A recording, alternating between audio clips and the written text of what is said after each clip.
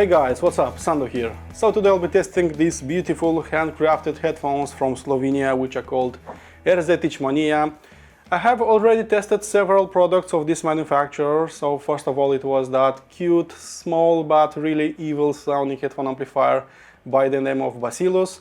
Then it was those huge looking planar magnetic headphones that will dwarf any headphone in existence by the name of Phobos. Then it was that portable dynamic headphone, beautiful one, that is called Thalia. And it's time to test their flagship dynamic headphone, which are called Mania. These are going for 1,199 euros. So let's check them out.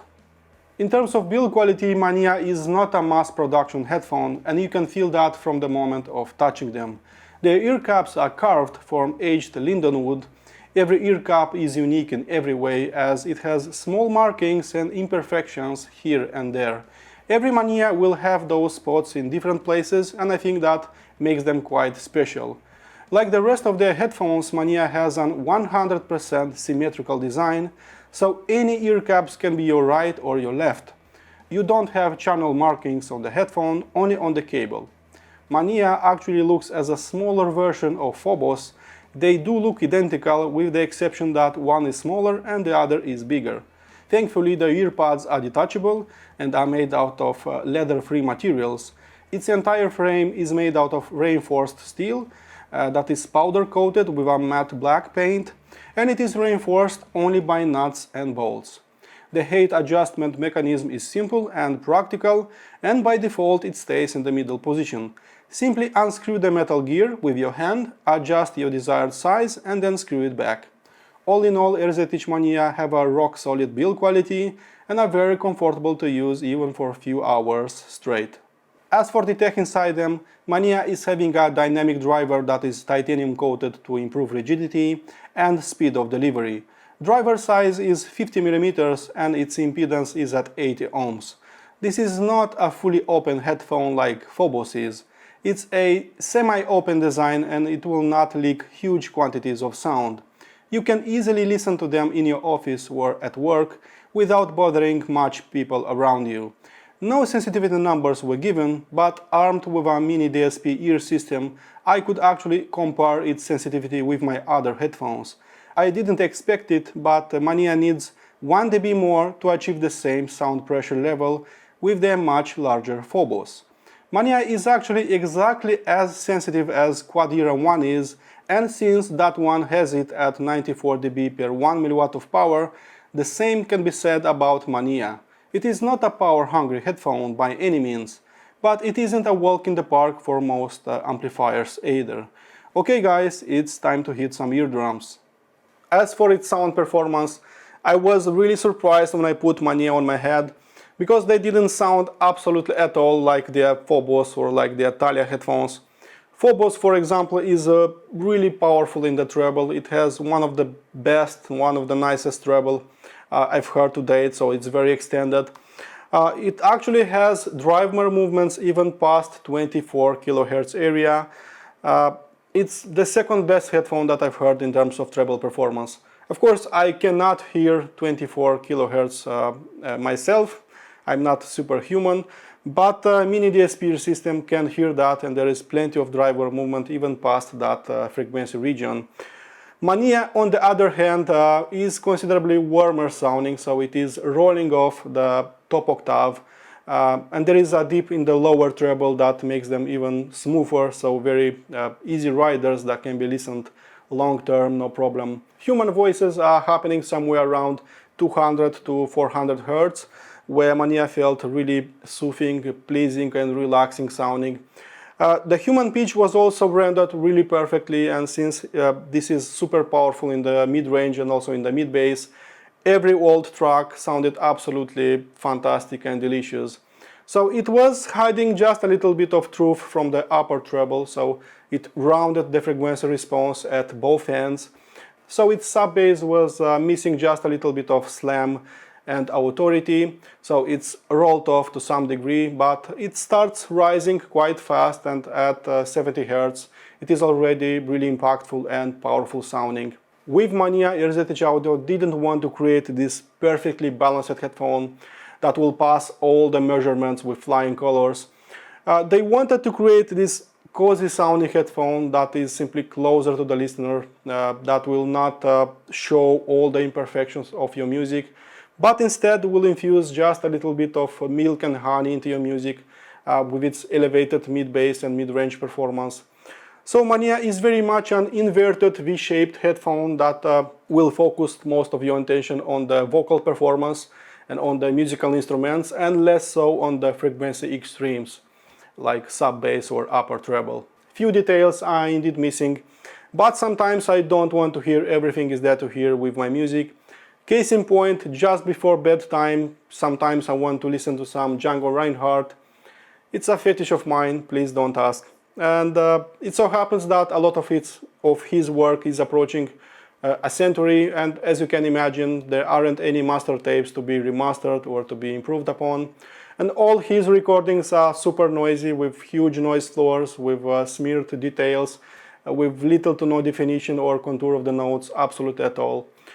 If I'm listening all that via super detailed headphones like Hi-Fi Man Aria, Susvara or Erzetich Phobos, it will simply ruin my listening pleasure, as I'll be listening to all those imperfections and not to the music itself. But with Mania, all those issues are considerably less bothersome. There is simply less noise, less smearing, and more music and more emotions to be felt. I will briefly touch the subject of their sensitivity and also of amp pairings with these headphones. So according to my calculations, it has a sensitivity of about 94 dB per 1 milliwatt of power, and that is pretty much the same with Quadira 1 and also with Hi-Fi Man HE400i 2020 edition that I have reviewed about 1 week ago. So in all fairness, you will drive them only half decent out of smart devices like a laptop or a smartphone. Do note that a dedicated digital audio player will, with nicer electronics and with a dedicated headphone amp section, will work much better with them.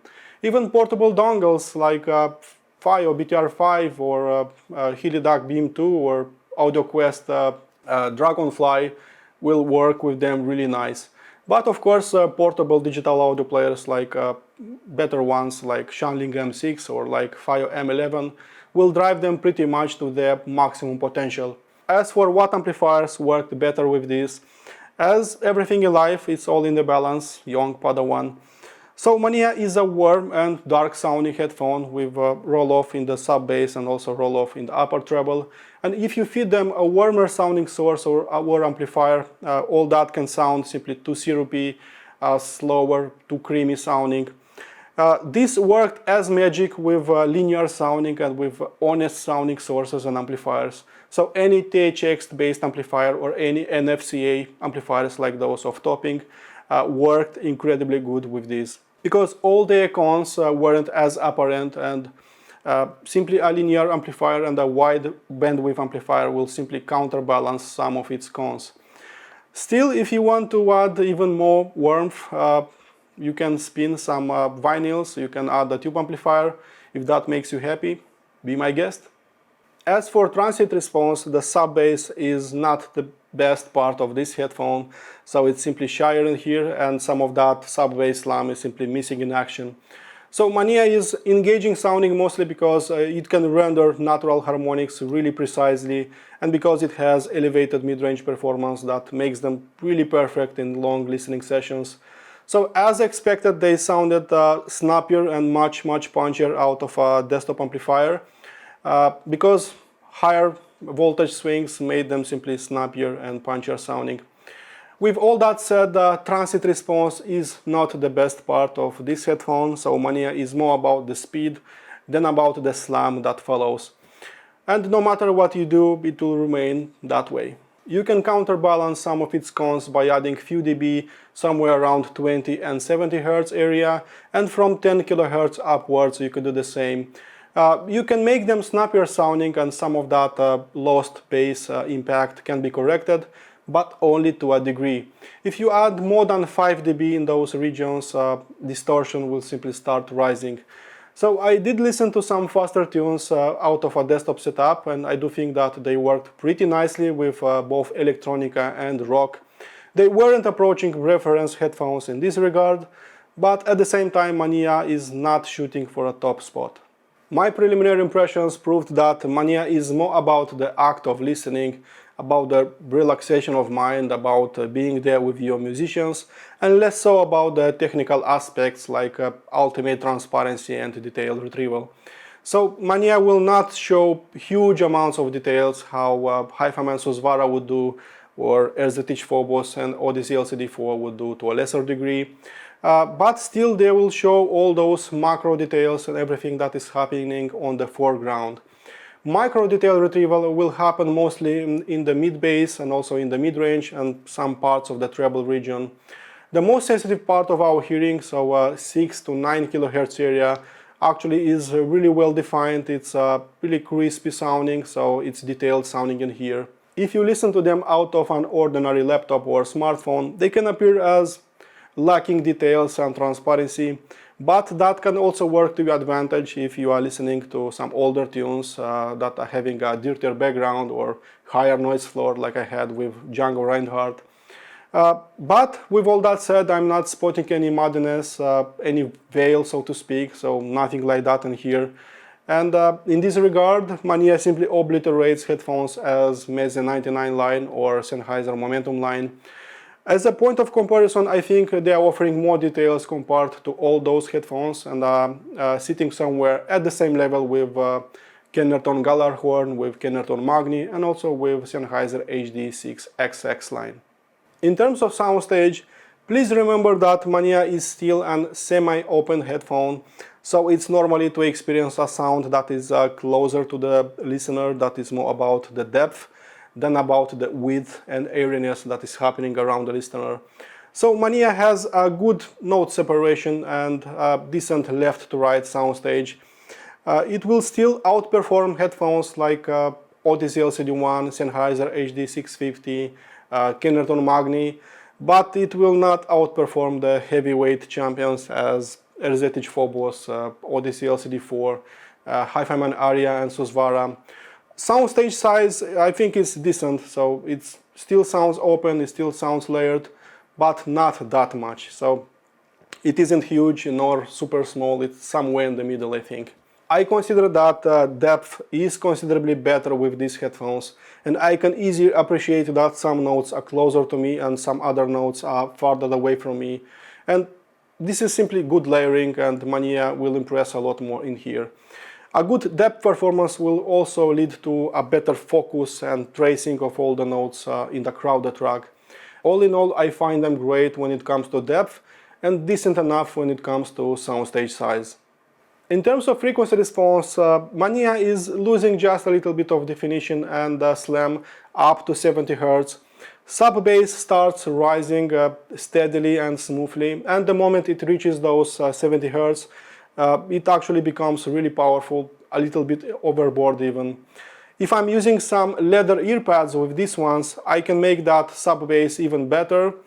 But of course I can force a manufacturer to adopt leather earpads, especially if they want to be as green as possible. Starting with 70 Hz and upwards, things are improving considerably, and we're actually approaching the best parts of this headphone. So it's considerably fuller sounding, meatier sounding in here. Finally some bass lamb returned home. Finally I can hear it more imposing and ballsier sounding in here. Mid-bass performance is actually close to perfect, so it's a little bit elevated, but only by a few dB. Mid-range is the second best thing about this headphone, so it's only by a hair elevated and always puts all those spotlights in this region. So it's full of life, voices are really well rendered, everything from male, female voices sounded heavier, deeper, more saturated. The interesting part is that some planar magnetic headphones felt considerably drier sounding in here, less guttural, less soul grabbing. The weird part is that even the mighty Phobos and those creamy sounding Odyssey LCD4 didn't render that mid-range presence as real, as engaging as it did on the Erzetich Mania. Treble performance of Mania feels mostly like a roller coaster, so there are several dips, several rises, but that is not normal phenomenon with most modern headphones. The lower treble has a lower definition, so up to 4 kHz there is a slope that is hiding some micro details, some information.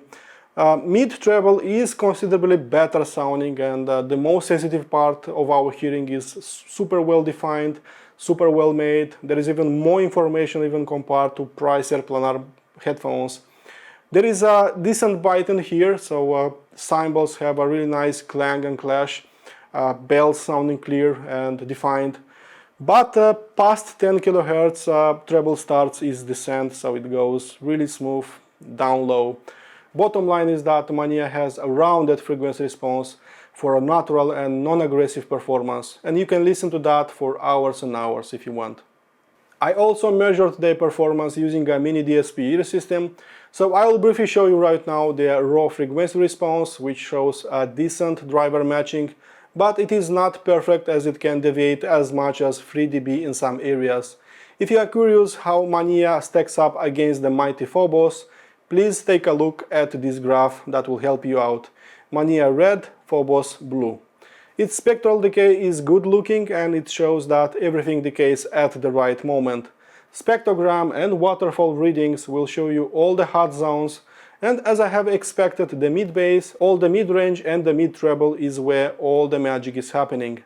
It was mandatory comparing this with its sister headphone, Erzetich Phobos, but for that, please check out my detailed comparison that I put below. It's on chapter 8 and it's one click away. Before I go into my conclusions, I want to remind you that Erzetich Audio is a small, family-driven company, and all their products are simply expressions of their creativity. They made them first and foremost for themselves, so one for darker music, one for brighter music, one to analyze, other to relax and enjoy. Mania is a warm and cozy sounding headphone, so it's definitely not for everybody. And if you are looking for linearity, for brightness, for perfect numbers, for technicalities, you will not find that in here. Mania is like that old jazz singer that can't solve a math equation or can't write an essay, but when it comes to simple things like making music, his performance would end with a standing ovation. As a flagship product, its price is harder to swallow, so it will cost 1,199 euros, and you can buy them directly from Erzetich Audio. Okay guys, I hope you enjoyed my review. My full in-depth review is waiting on my website. In case you want to support this channel, please subscribe to it, and thank you for doing that. And as usual, listen to my music, be positive, and I'll see you soon. Cheers guys, bye bye.